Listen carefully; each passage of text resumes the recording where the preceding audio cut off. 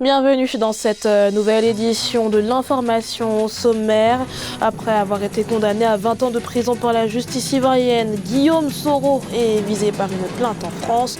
L'ancien Premier ministre ivoirien est accusé de torture, d'assassinat et de crimes de guerre en 2004 et 2011.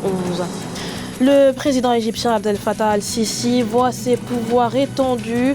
En pleine crise sanitaire, le chef de l'État a ratifié une série d'amendements relatifs à l'état d'urgence. Des amendements qui font déjà craindre aux ONG la mise en place de nouveaux pouvoirs répressifs. Et le système bancaire sud-africain s'adapte également à la crise sanitaire mondiale.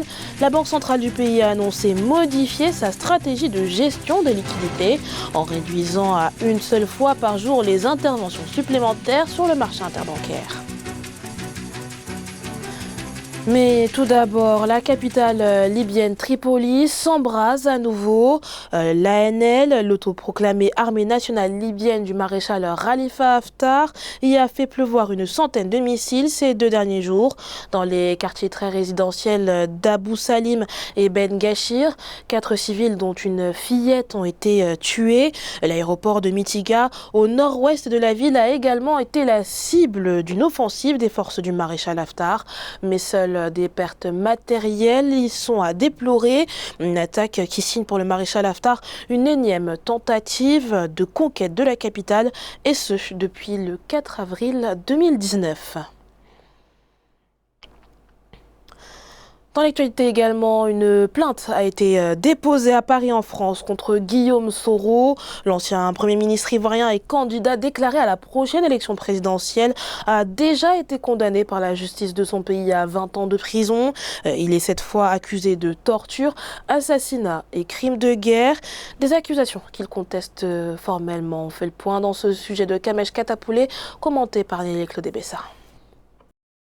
Guillaume Soro est cette fois-ci dans le collimateur de la justice française. Ce jeudi 7 mai, une plainte a été déposée à Paris avec constitution de partie civile où il est accusé de torture, d'assassinat et de crimes de guerre. Une plainte dans laquelle l'ancien président de l'Assemblée nationale ivoirienne est également accusé d'avoir commandité l'enlèvement, la torture puis l'assassinat d'Ibrahim Koulibaly, un ancien chef rebelle décédé le 27 avril 2011. On a été saisi par des victimes, dont une victime française, et la présence de Guillaume Soro en France actuellement nous permet de déposer une plainte en France. C'est la raison pour laquelle on dépose la plainte aujourd'hui. Ce n'est pas le calendrier électoral en Côte d'Ivoire ou le fait qu'il soit en disgrâce sur place. Les plaignants souhaitent également engager des poursuites contre Guillaume Soro pour son implication dans les combats à Bouaké et Korogo alors qu'il était secrétaire général des Forces Nouvelles. Des heurts qui avaient éclaté entre 2 factions de la rébellion dans la nuit du 20 au 21 juin 2004. Ces accusations sont fermement démenties par l'ancien chef du gouvernement ivoirien qui compte porter plainte pour dénonciation calomnieuse. C'est effectivement un obstacle supplémentaire, outre la condamnation elle-même qui l'exclut de fait de la présidentielle d'octobre 2020. Cette plainte à Paris est donc une sorte de seconde haie que doit sauter Guillaume Soro dans la course à la présidentielle d'octobre 2020. IB, le principal concerné par cette affaire, celui qui a été donc tué et pour qui des parents et des proches ont porté cette plainte, a été tué au combat avec des forces républicaines de Côte d'Ivoire qui, à ce moment précis, n'étaient pas commandées par Guillaume Soro, mais bien par Alassane Ouattara.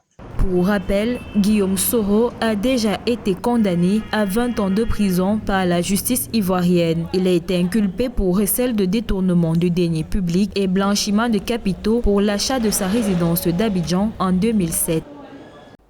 En Sierra Leone, l'All People Congress, parti d'opposition, est accusé par le régime de terrorisme à l'occasion d'une adresse à la nation sur la recrudescence des actes de violence dans le pays. Pourtant en proie à la pandémie de Covid-19, le président Julius Maada Bio a à de nombreuses reprises incriminé l'APC, lui imputant notamment une part de responsabilité dans ces violences. Face aux accusations, l'APC s'est jusque-là muré dans son silence. Amen Edji.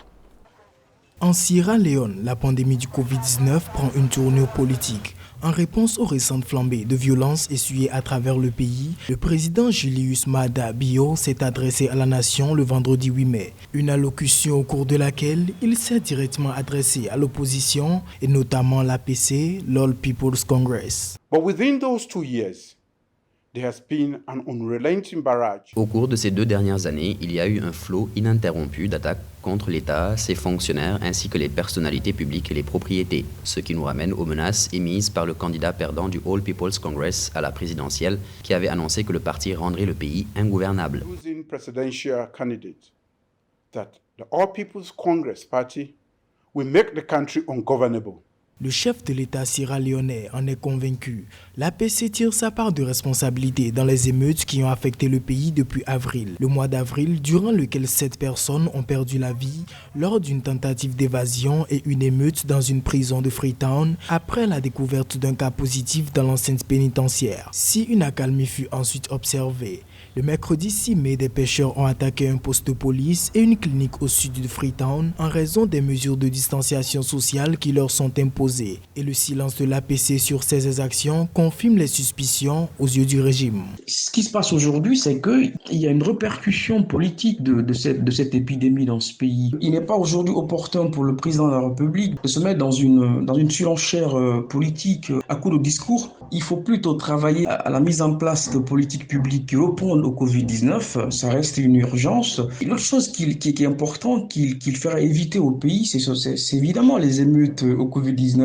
On sait que les pays africains ont connu ce qu'on pourrait appeler un peu par les émeutes de la faim, les émeutes en lien avec les coupures d'électricité.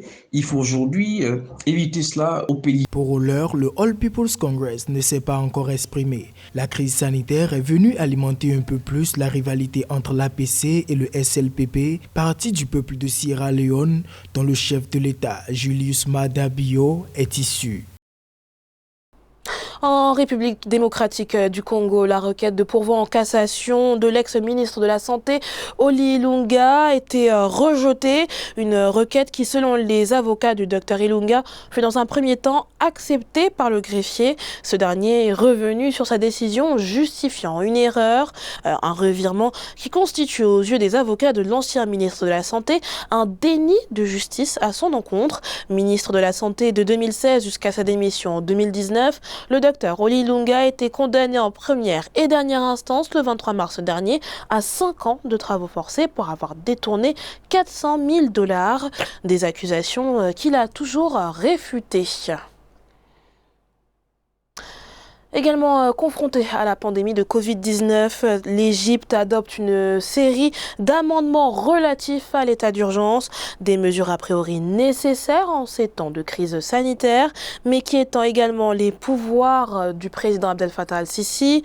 Les organisations humanitaires disent craindre des dérives autoritaires avec un renforcement des mesures répressives. Amanedji. Les pouvoirs du président égyptien Abdel Fattah al-Sisi étendus. Alors que la pandémie du Covid-19 ébranle actuellement le pays, le chef de l'État égyptien a ratifié une série d'amendements sur l'état d'urgence en vigueur depuis 2017. Bien qu'officiellement, ils aient été décrétés au regard de l'évolution de la maladie dans le pays, des observateurs montent déjà au créneau pour dénoncer un accroissement de la répression. La loi qui est en vigueur depuis 2017 donne au gouvernement, aux forces de sécurité, le pouvoir d'arrêter les gens indéfiniment, d'interroger des suspects avec pratiquement pas de surveillance de la justice. Cette même loi autorise la surveillance de masse, la censure, la saisie des biens.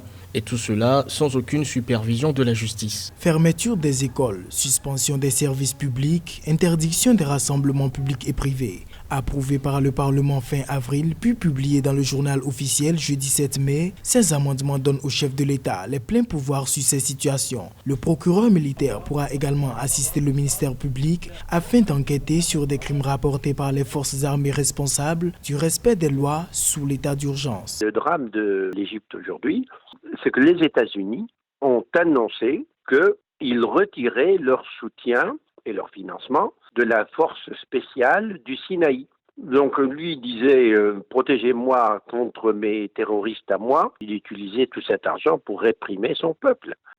Il n'y a pas de démocratie, il n'y a pas de création de richesse, il n'y a rien. Donc M. Sisi est dans de sales draps parce que M. Trump lui dit « Ah, maintenant on n'a plus besoin de toi ». Donc c'est comme un Kleenex, on lui jette. C'est ça l'ambiance de l'Égypte aujourd'hui.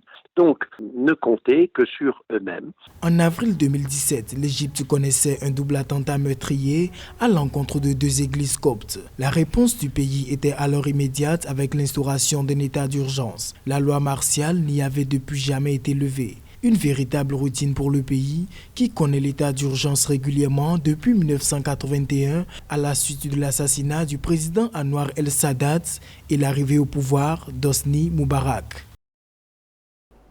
Prenons à présent la direction de l'Afrique du Sud où en raison de la pandémie de coronavirus, l'activité bancaire a dû s'adapter. La SARB, Banque centrale sud-africaine, a notamment décidé de réduire le rythme d'injection d'argent sur le marché interbancaire. Il est désormais limité à 1 fois par jour, un repositionnement qui s'est avéré bénéfique à Issa Toubari. La Banque centrale sud-africaine a adopté une nouvelle stratégie monétaire face au Covid-19. Elle a décidé de réduire à seulement 1 fois par jour les interventions supplémentaires sur le marché interbancaire. La Banque centrale sud-africaine est intervenue depuis début avril 2020 pour faire baisser les taux de rendement sous les obligations émises par le gouvernement local.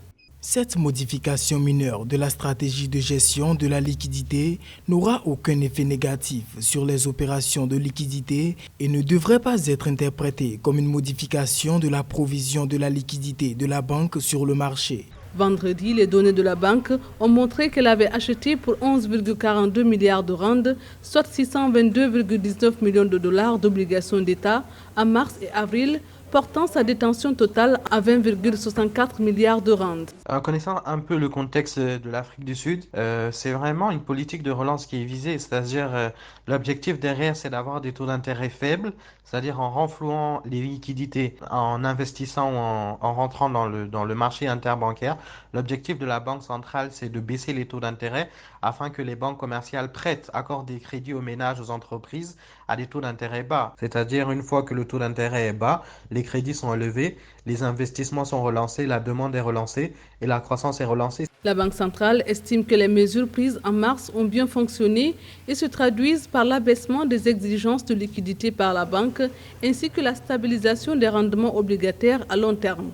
Le rendement de l'émission 2030 chutant de près de 400 points de base par rapport au sommet de mi-mars de 9,335%. Au Mali, l'innovation se met au service de la santé. Les initiatives de lutte contre la propagation du Covid-19 se multiplient, dont celle de Moussa Zegué Diarra, qui utilise un drone pour toucher les populations qui n'ont pas accès aux médias de masse. Sensibilisation qui a lieu dans les marchés et dans les campagnes. Découverte dans ce sujet de notre correspondant à Bamako, Mokhtar Bari. Dans la lutte contre la maladie à coronavirus, ils sont nombreux les Maliens de toutes les couches à multiplier les astuces pour venir à bout de la pandémie. Chansons, films, conception des matériaux de protection sont entre autres les initiatives entreprises. Cependant, ils sont des milliers de Maliens à ne pas avoir accès aux mass médias tels la télé et la radio. C'est pour pallier à cela que Moussa Zegué Diarra a mis au point un drone crieur public destiné à distiller les messages de sensibilisation dans les marchés de Bamako. Cette innovation est le rejeton de ce que nous avons remarqué un peu sur les réseaux sociaux. Quand vous voyez les zones rurales du Mali, beaucoup d'entre elles, en tout cas les populations qui sont là-bas, n'ont pas accès souvent ni à la télé ni à la radio. Nous avons donc décidé de cibler les foires et les marchés où il y a quand même assez de monde tous les jours pour pouvoir faire véhiculer les messages de sensibilisation concernant les gestes barrières. Le Mali est un pays de forte tradition orale. Certains messages sont véhiculés par les griots à l'aide d'un tambour. Mais mesures de distanciation obligent, le drone crieur public vient de pallier ce vide. Il espère vulgariser cette méthode dans les zones reculées du Mali. Par exemple, à un moment, quand le gouvernement malien a parlé en tout cas des mesures par rapport au coût de l'électricité, il y a eu plusieurs interprétations. Donc nous essayons maintenant d'expliquer cela dans les différentes langues nationales. Si on est par exemple dans un milieu où on parle le bambara, le message est enregistré en bambara. Si c'est dans un milieu soninké, c'est en soninké. Si c'est dans un milieu sonrei, voilà. Avec environ 700 cas au 9 mai 2020, les innovations se multiplient pour faire plier cette pandémie qui a fait 37 décès depuis son apparition au Mali le 25 mars 2020. Ce journal a été préparé par l'ensemble de la rédaction. Merci pour votre fidélité. Retrouvez dans un instant une nouvelle édition de l'information sur Africa 24.